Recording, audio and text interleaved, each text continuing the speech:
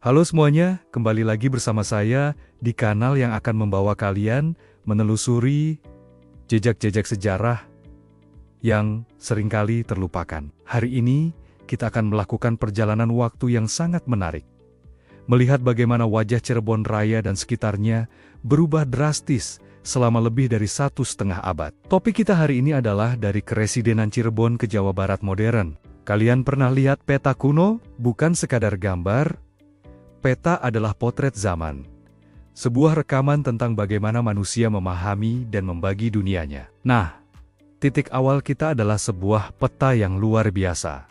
Dibuat pada tahun ke-1857, peta ini berjudul Residenti Cirebon atau Keresidenan Cirebon. Dibuat oleh seorang kartografer Belanda bernama W. Lebar Ritter dan diterbitkan oleh Van Heren Nouwen dan Colve di Batavia. Peta ini adalah jendela kita untuk melihat Cirebon pada masa pemerintahan kolonial Belanda. Coba bayangkan, tahun ke-1857, di Eropa, revolusi industri sedang bergemuruh.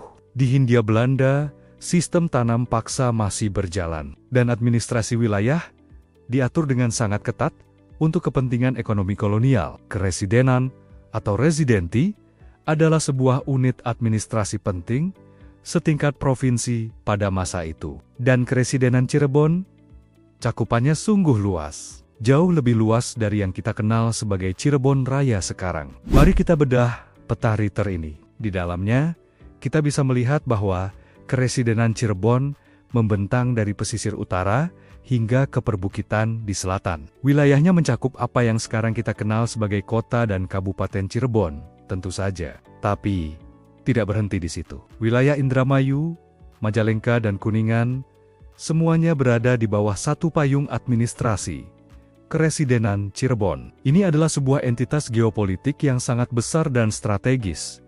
Kenapa strategis? Cirebon sejak dulu adalah pelabuhan dagang yang vital. Posisi geografisnya yang berada di jalur Pantura menjadikannya gerbang utama untuk hasil bumi dari pedalaman Priangan Timur. Beras, tebu, kopi dan rempah-rempah dari Majalengka, Kuningan, dan Indramayu, semuanya mengalir melalui pelabuhan Cirebon untuk diekspor. Jadi, menyatukan wilayah-wilayah ini dalam satu keresidenan adalah langkah logis bagi pemerintah kolonial untuk mengontrol dan memaksimalkan keuntungan ekonomi. Peta ini bukan sekadar garis batas. Jika kita lihat lebih detail, ada nama-nama daerah yang mungkin masih familiar di telinga kita, tapi ada juga yang sudah berubah atau bahkan hilang. Ada nama-nama afdeling atau kabupaten dan distrik di bawahnya. Struktur ini menunjukkan betapa berlapisnya sistem birokrasi kolonial. Setiap jengkal tanah dipetakan, diatur, dan diawasi. Kita bisa melihat bagaimana infrastruktur awal, seperti jalan pos Dandes, melintasi wilayah ini, menghubungkan pusat-pusat kekuasaan dan ekonomi. Sekarang, mari kita lompat ke depan. Era kolonial berakhir, Indonesia merdeka. Proklamasi 17 Agustus tahun 1945 menjadi titik balik. Pertanyaannya, apakah batas-batas wilayah warisan kolonial ini langsung berubah?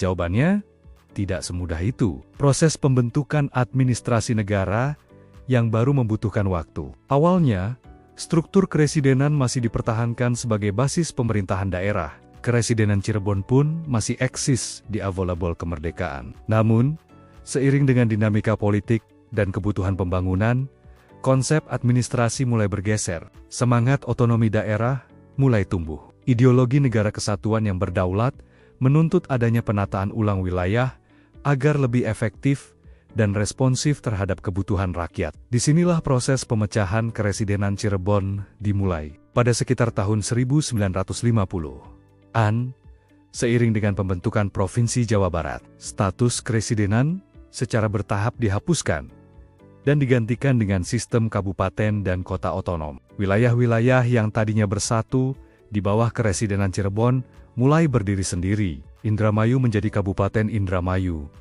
Majalengka menjadi Kabupaten Majalengka. Kuningan menjadi Kabupaten Kuningan. Dan Cirebon sendiri terbagi menjadi Kota Cirebon dan Kabupaten Cirebon. Perubahan ini bukan sekadar perubahan nama di atas kertas. Ini adalah pergeseran fundamental dalam tata kelola pemerintahan. Setiap kabupaten dan kota yang baru terbentuk, kini memiliki bupati atau wali kotanya sendiri, DPRD-nya sendiri, dan anggaran pembangunannya sendiri. Fokus pembangunan tidak lagi terpusat di Cirebon sebagai ibu kota keresidenan, melainkan menyebar ke masing-masing pusat pemerintahan kabupaten. Tentu saja, proses ini tidak selalu mulus. Ada tarik-menarik kepentingan, perdebatan tentang batas wilayah, dan tantangan dalam membangun kapasitas pemerintahan di daerah-daerah yang baru otonom. Namun, inilah esensi dari desentralisasi. Mendekatkan pelayanan publik kepada masyarakat dan mendorong pembangunan yang lebih merata sesuai dengan potensi dan karakteristik masing-masing daerah. Mari kita lihat dampaknya. Majalengka, yang dulu merupakan bagian dari pedalaman Keresidenan Cirebon, kini menjelma menjadi pusat logistik baru di Jawa Barat. Dengan adanya Bandara Internasional Kertajati, Kuningan, dengan keindahan alamnya di kaki Gunung Ciremai, fokus pada pengembangan pariwisata alam dan agrowisata. Indramayu terus menjadi lumbung padi nasional dan pusat industri perikanan. Sementara itu, Cirebon tetap menjadi pusat perdagangan, budaya, dan sejarah di kawasan pesisir utara. Meskipun secara administratif terpisah, ikatan sejarah, budaya, dan ekonomi di antara wilayah-wilayah eks-Karesidenan Cirebon ini masih sangat kuat. Orang Majalengka masih sering berbelanja ke Cirebon. Orang Kuningan masih menggunakan Cirebon sebagai hub transportasi. Logat dan dialek bahasa di wilayah ini pun punya kemiripan. Inilah yang sering kita sebut sebagai Cirebon Raya, atau dalam istilah formalnya, wilayah metropolitan rebana Cirebon Patimban Kertajati, sebuah konsep pembangunan regional modern yang sikenekan